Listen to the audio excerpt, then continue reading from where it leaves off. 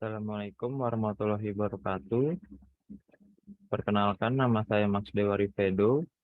Saya dari mahasiswa program profesi akuntansi Universitas Trisakti. Pada kesempatan hari ini saya akan eh, memberikan sharing terkait dengan analisis saham PT Bukit Asam Tbk.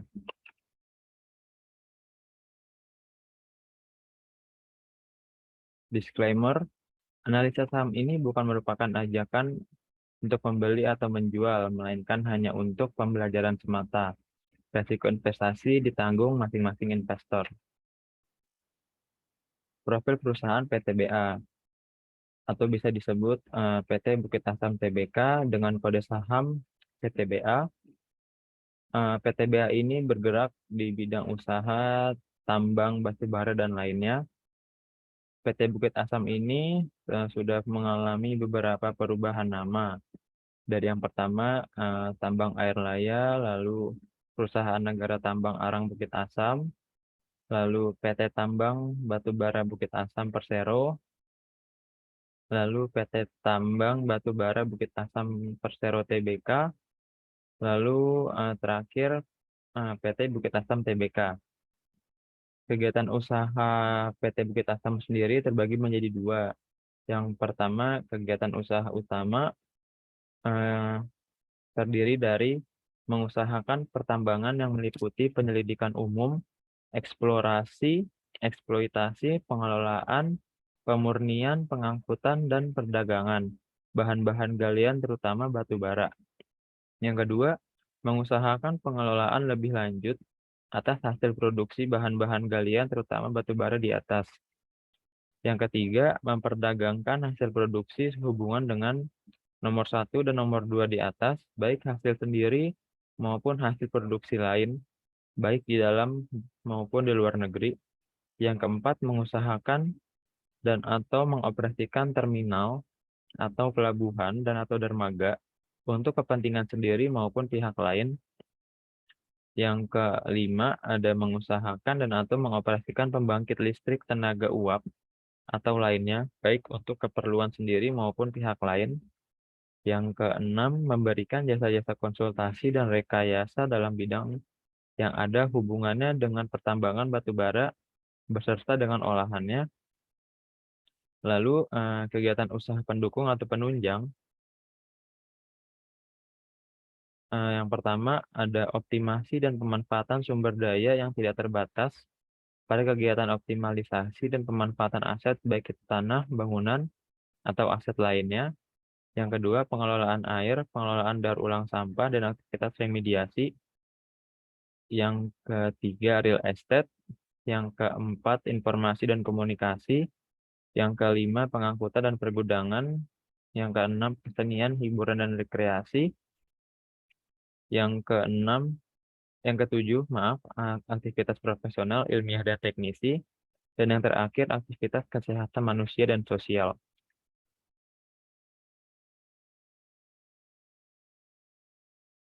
Selanjutnya, saya akan menjelaskan terkait dengan laba rugi dan penghasilan komprehensif perusahaan PT Bukit Asam.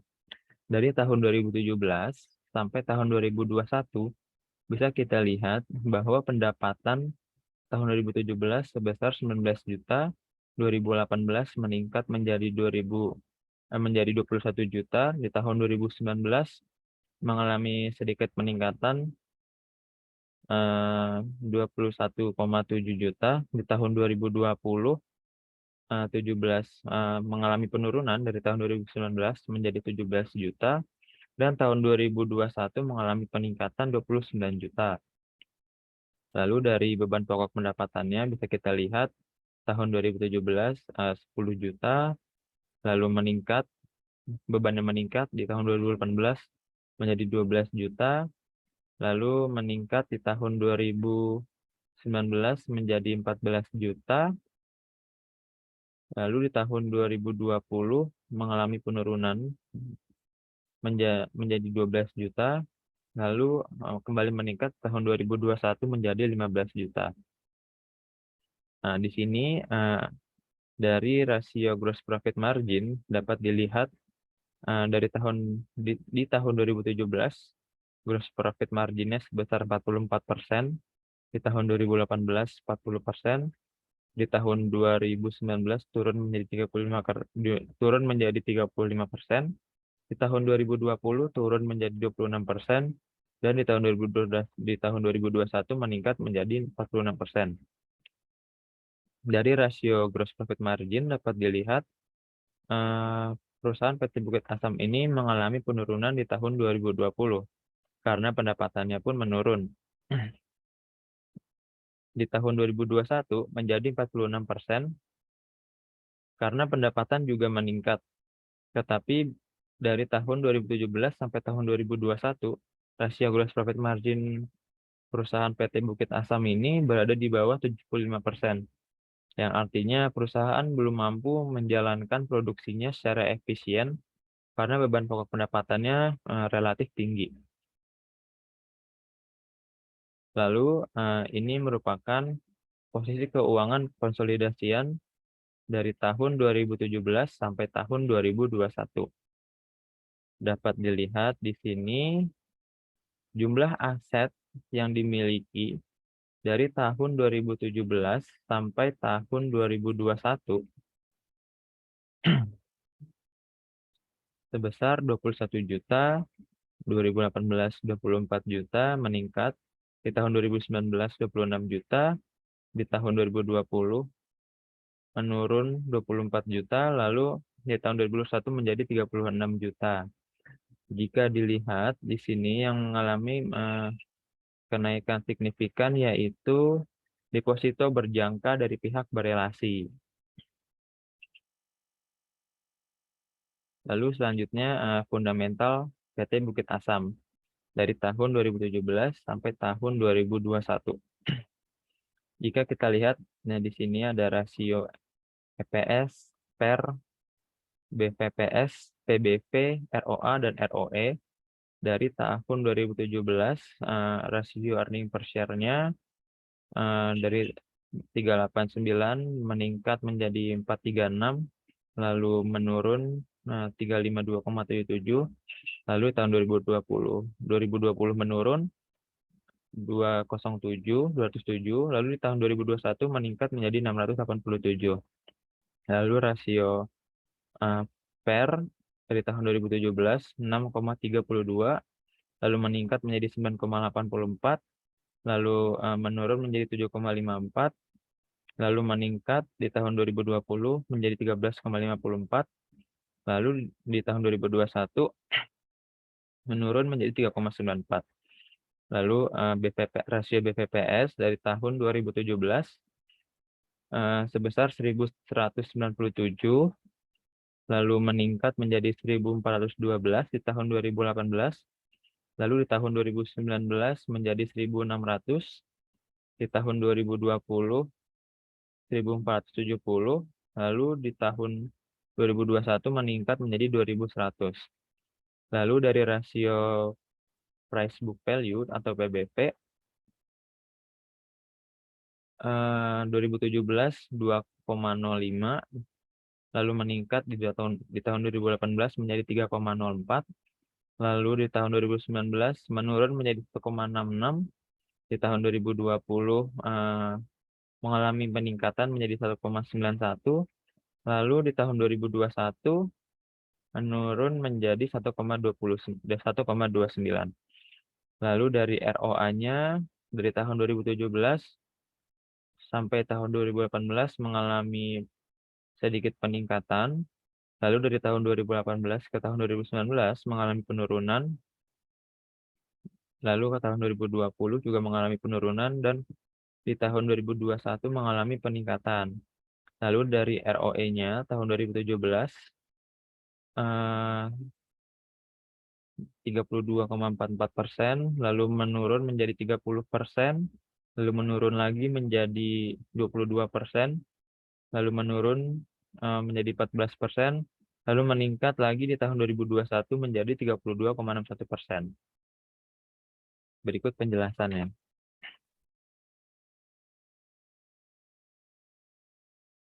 Yang pertama dari rasio earning per share dapat dilihat dari tahun 2017 389,26, lalu 2018 436, lalu menurun di tahun 2019 menjadi 352, lalu menurun lagi di tahun 2020 menjadi 207,55, dan meningkat di tahun 2021 menjadi 687.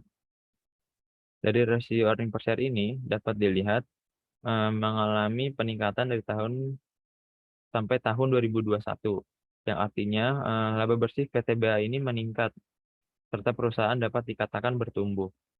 Lalu dari rasio PER dapat dilihat mengalami peningkatan di tahun 2020 sebesar 13,54 dan kembali turun di tahun 2021 sebesar 3,94.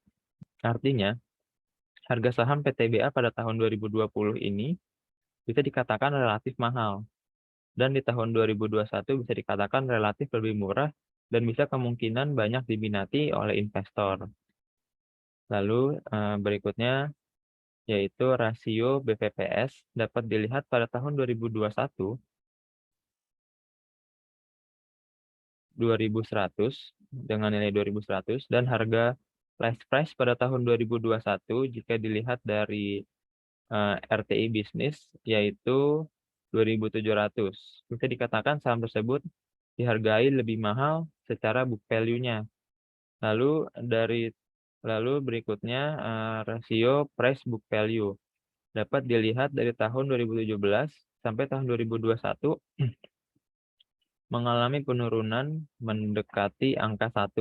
Bisa dilihat di sini dari tahun 2017 2,05, lalu 2018-nya 3,04, lalu di tahun 2019-nya 1,6, di tahun 2020-nya 1,9, lalu di tahun 2021-nya 1,29. Artinya dari tahun 2017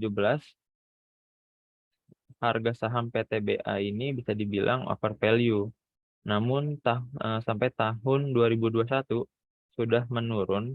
Kita bisa lihat di sini dari 1,9 menjadi 1,29.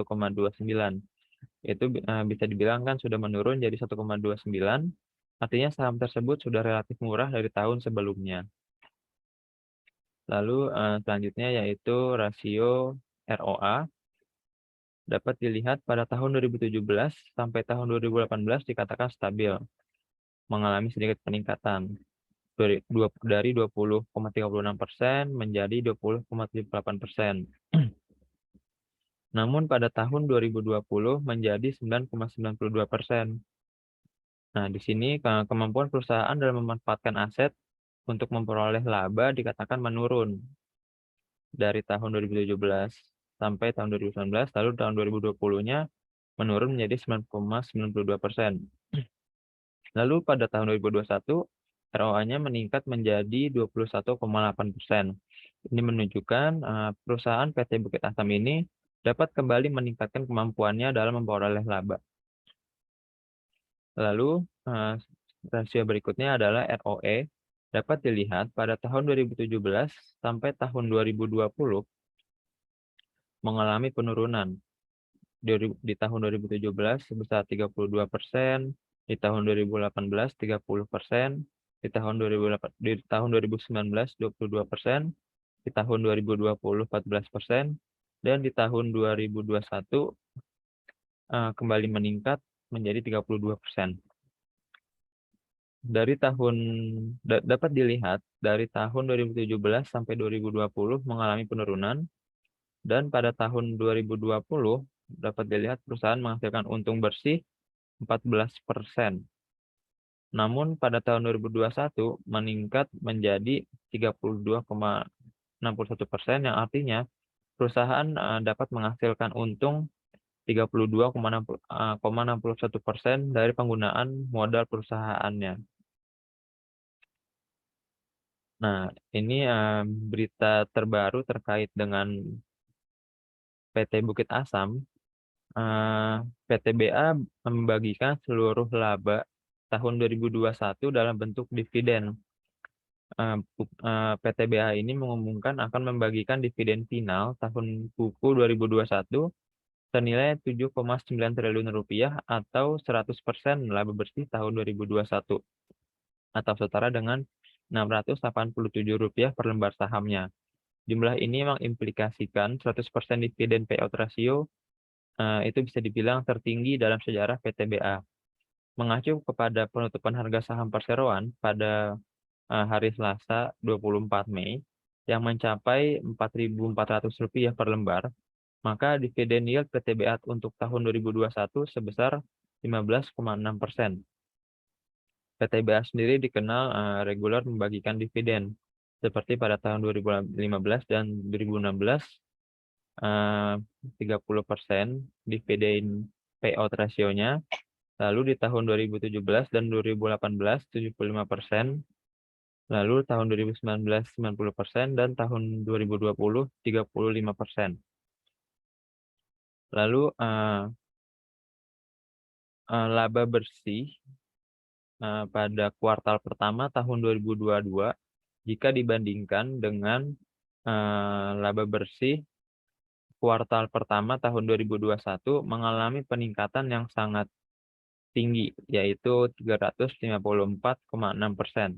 Bisa dilihat di sini, pada kuartal pertama tahun 2021, laba bersih perusahaan PT BH ini, PT Bukit Asam ini sebesar 501.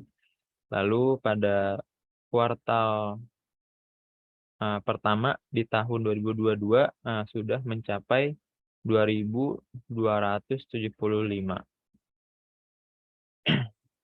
Bisa dibilang perusahaan PT BH ini mengalami peningkatan kinerja. Berikut rinciannya.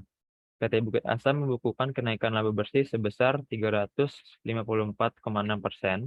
pada kuartal pertama 2022 menjadi Rp2,3 triliun. Pendapatan PT BA tercatat sebesar Rp8,2 triliun, tumbuh 105% dibandingkan periode yang sama tahun sebelumnya, yaitu 2021. Di sisi lain, beban pokok pendapatan mengalami kenaikan yang lebih rendah, sebesar 59,7%, sehingga laba kotor tumbuh sebesar 239,1% menjadi Rp3,45 triliun. Dari segi operasionalnya, perseroan membukukan kenaikan produksi batu bara sebesar 40% menjadi 6,34 juta ton, dengan volume angkutan juga tercatat naik menjadi 6,17 juta ton. Adapun volume penjualan batu bara sepanjang kuartal pertama tahun 2022 tumbuh 18% menjadi 6,9 juta ton. Pendapatan kuartal pertama PTBA mencerminkan 19,8% dari estimasi konsensus analisis sebesar Rp41,4 triliun untuk tahun 2022.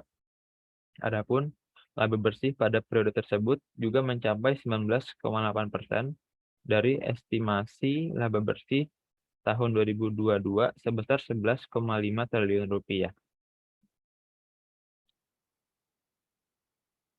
Baik, terima kasih yang sudah menonton video ini. Semoga bermanfaat. Mohon maaf bila ada salah-salah kata. Assalamualaikum warahmatullahi wabarakatuh.